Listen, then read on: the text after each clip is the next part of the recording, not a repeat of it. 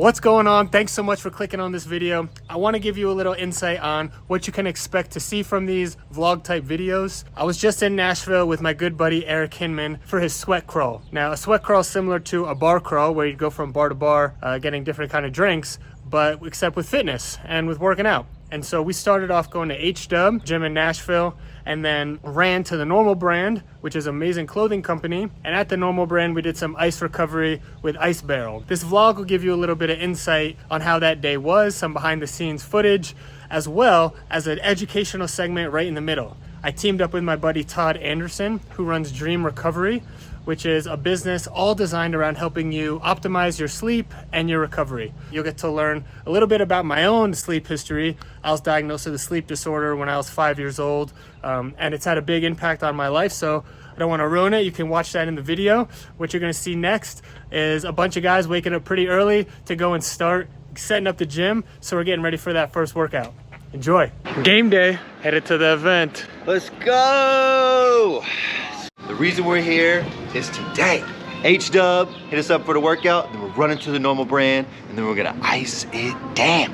Someone gets hurt, we just bury him. That's right.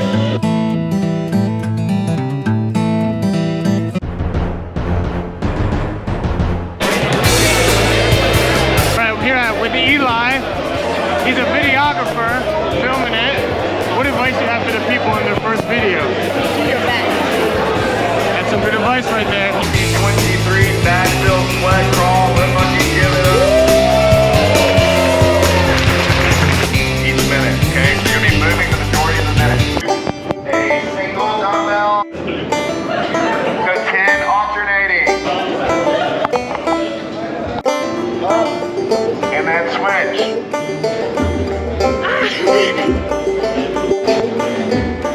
With a 96.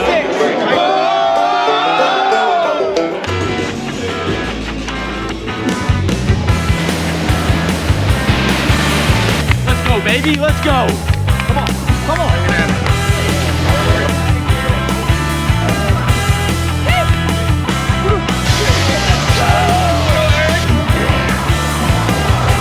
I don't know.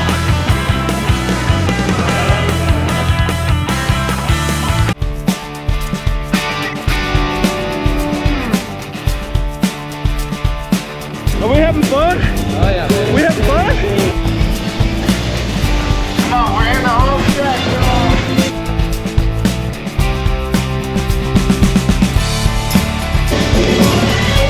Well, he didn't work it before this. I know.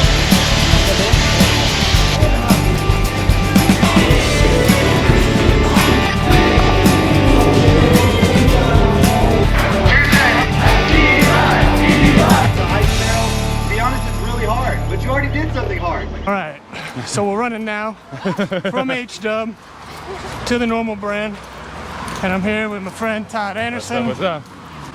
Todd runs this awesome company, Dream Recovery, all about sleep. And I don't know if a lot of you guys know this, but I used to be diagnosed with a sleep disorder. So I'm all about the best ways to get sleep.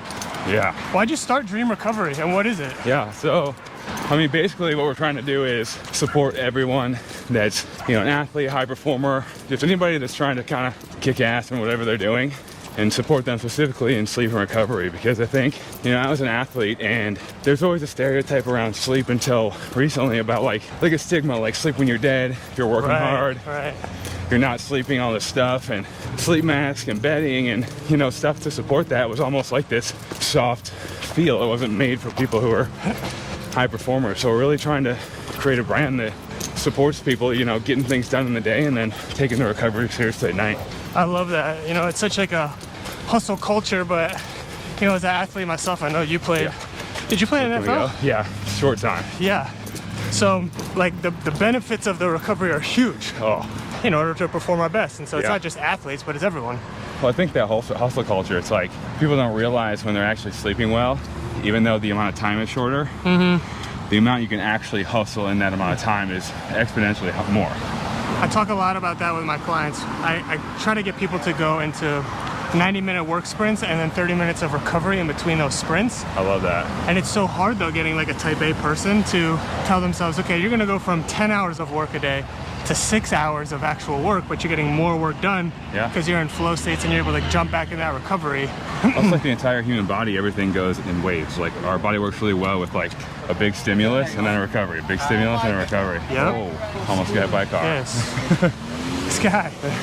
No, totally. So what kind of products do you have? So we started with a sleep mask, and I think a sleep mask is one of the most underutilized tools.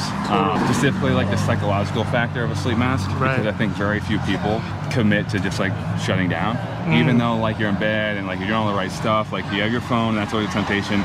Maybe lights on TV, but even like mentally, your thoughts, all these things. When you put that mask on, you can create this amazing relationship to sleep where it's like, okay, this is my time to really shut it down. And when people get used to that, the amount of time it takes them to fall asleep usually drops pretty dramatically. But it's hard to study that because it's psychological, and then it's like who's used a sleep mask before. There's a couple days to get acclimated. So I think, you know, as time goes on, the studies will get better and better. Our mask is actually being used in study right now, which is cool. I'm excited to see the results. But, oh, nice. What's the study? It's just on like the efficacy of like the mask and the amount of sleep and how fast people fall asleep. Amazing. In different settings. One that's going to be in like a ER setting, which is huge because I think that's not thought of in like intensive care. Right. But when we're recovering from something, sleep is like the most important. But they're waking people up every 30 minutes. There's lights on all over the place. So I think that's something to really think about. Oh, we got some light here. Totally. It's the environment. You know, it's like, so there's sometimes when I like to do work like at a coffee shop, but I can't do deep work at the coffee shop. I'm so distracted. Right. So many things going on. Yeah. You know, we can't practice football on a baseball field. Exactly. Like, we got to be in the right place. And you know, I always say the bedroom's for two things. Yeah. Sleep and you know the other one. Yeah, that's it. That's all you can do. I think, and I think that's a miss for people too. Is like a lot of people are learning more and more, and it's great. There's awareness around how important sleep is, but in the same breath, you can't be thinking about it too much. You know, I think it's a good reflection to make sure things are going well. But if you're in bed having anxiety about sleeping, all of a sudden that bed becomes a place for like negative thoughts, you know, and that relationship starts to deteriorate. So people think about it way too much, and some of this data, wearables, I think is actually, for some people, a negative impact over time. Yeah, I could totally see that. Yeah, I've never had problem getting to sleep. Yeah. I've always been a great sleeper. At least I thought I was really good at sleeping, but I had a few sleep studies done where I go to the hospital. They hook me up with a bunch of different electrodes to my brain. Yep. And actually test my sleep, and I had this what's called long sleeper syndrome, which means my body and my cells need more sleep than the average person to recover. They said like 12 to 13 hours a night. And if you think of it on like the standard deviation curve, you know, there's some people on the opposite end. They only need I was gonna say though, 3 or 4. But this is the thing. Think how rare. So now we're finding out that mean of that standard deviation is higher than we thought. It's around 8 hours and 45 minutes. Wow, okay, great. So it's getting pushed more and more. So, okay, that's super rare. You need 12 hours, right? Totally. So if you're almost at 9 hours for the middle of that bell curve, right, for the standard deviation curve, that means you're 3 hours in that direction over the mean. Totally. Okay, so 3 hours less is 6 hours. Right. So when you think how rare your disorder is, when people are like, oh, I only need 6 hours. Totally. It's just as rare that you can function optimally off 6 hours as it is you need 12. Right. I bet you more than half the people here at this sweat crawl slept less than 6 hours tonight, last night. 100%. So it's just like, I said this in a video, it's like if you were on a Southwest flight, because they all use 737s, only one person on that entire flight could function optimally off 6 hours, statistically. That's nuts. So, you know, people tell me that, I'm like, why are you even risking that? Like, also, who cares if you sleep more than you need to? Like, it's not really negative health effects. It's so counter to like what our culture really teaches us. But I think it's coming around. I agree. People like you spreading the word. I was about to say, people like you spreading the word, dude. That's it, you know, because you're a crazy high performer, and so we need more people that are, you know, doing great things in the world to tell people to sleep more. Yeah. I mean, how often do you, what time do you go to bed? I try to start like really winding down, heading up to bed around 9. Okay, nice. Is that in the bedroom at 9? That's like, you know, kind of get like my supplements ready for the morning, whatever. So probably in my bedroom at 9:15. Okay. You know, what's funny though is I actually watch TV in bed. Okay. which is like an absolute no-no. Yeah, that's surprising. Well, here's the thing, and I think it's also important, is like me and my wife, we watch one show every night. Okay. And like that time is super important and valuable. Right. And relationships are way more important to me than slightly more optimal sleep or health. Totally. So like that time is pretty special to me, so I'm willing to take the hit on that effect for that time. Right. So I think you have to be realistic. You can't be a robot, you know? Yeah. But also that's in the grand scheme, that's not a huge thing. That's really important to note, you know, like I like to do things pretty extreme. And so I had a client the other day and we were talking about values, which you're discussing now. It's the first thing I discuss with all my clients. So I know, okay, what's the life that we want to set up for you or you want to set up for yourself? Yeah. And he was saying, man, we're doing an audit of his time. He's like, I watch 10 hours of TV a week. And watching TV wasn't a value for him.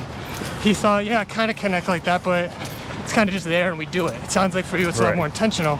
Yeah, I don't even think the TV, I couldn't even tell you what the show was about half the time. It's more of a conversation, to be honest. Yeah, which is amazing. Yeah. But I told him, get the TV out of the room. Yeah? And he's type A guy. He's like, hey, let's do it. Yeah. I was talking to Bobby, and Bobby was like, man, what can, sneak by this one. Yeah. He's like, what can people who don't want to take that drastic measure do? And so I love how you speak to that because it makes it more approachable. And a lot of times people are like, well, if I can't do the most optimal thing, Yeah. then I'm not going to do anything. But I think those people, though, they forget. I won't hit you. They forget that when you look at longevity as a whole and all these buckets of sleep, fitness, cardio, you know, all these different health and wellness buckets, you know, the number one predictor of longevity is social connection. Yes. So when these optimization tactics start to cut in to your relationships, you're probably actually taking away from your optimization. You're actually like probably shortening your life statistically when you think you're actually making it better. It's like the guy in the gym who just has his headphones on, working out in the corner all by himself. Yeah, You know, he might be doing the perfect strength and conditioning program, exactly. but he really probably wants to go hang out with those other guys who are having a bunch of fun. Maybe, I used to say it's about CrossFit. Like when I first, probably similar to you. How old are you? I am 34. Yeah, we're the same age. So like, when I first started strength and conditioning, I hated CrossFit. I was like, this is just gonna hurt people. Yeah. You know, I came from an Same. Olympic lifting background. I was like, screw that, like don't do it. And then I really came around to it for the exact reason we're talking about. Because I'm like, you know what? Hi, horsey. You know, there's a lot of gyms that now, it's what, 15 years almost that Yep. CrossFit's been around.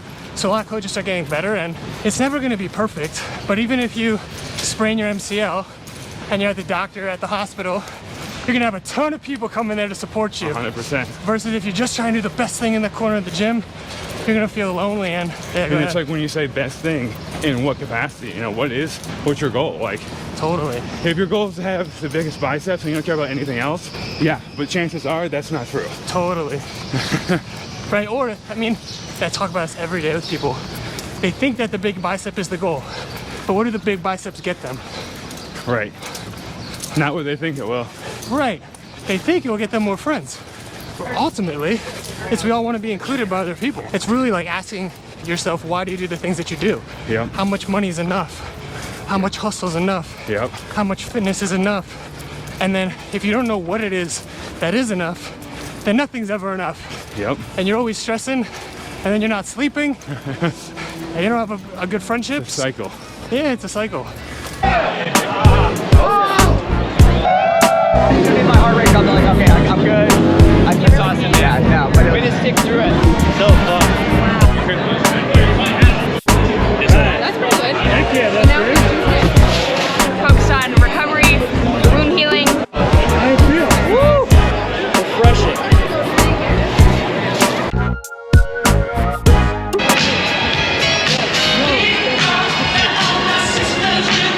Yeah.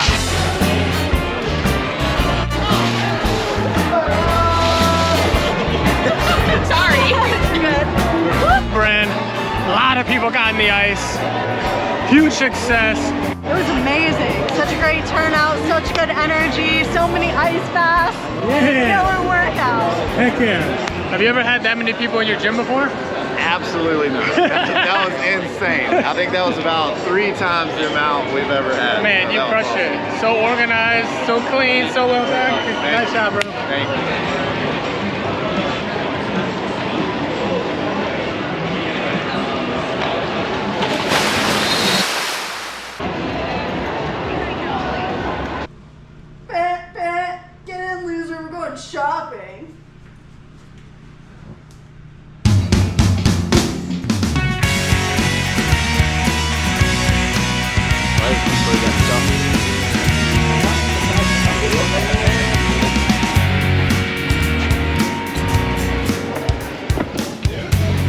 What's up, boys?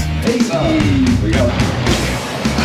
Just got out of the sauna here at Todd's house. Man, that was such an amazing day. I am smoked after doing some of that heat therapy. We got into the ice as well. Thank you so much for watching one of my first videos. All the information from every person, brand, gym that was included in this video is down below, so you can check that out, as well as some links to the performance coaching business that I run. So if you're ever interested in that, I'd love to hear from you. I think we're supposed to say like, subscribe. I'm gonna be putting out a weekly vlog where I'm gonna show you a little bit of my day. It's gonna be some valuable content in the middle, like today on the run I did with Todd. We talked about sleep and recovery, and then we'll finish up the day. So if you like that, I'd love to show you more. Any questions you have, feel free to reach out, and thanks for watching.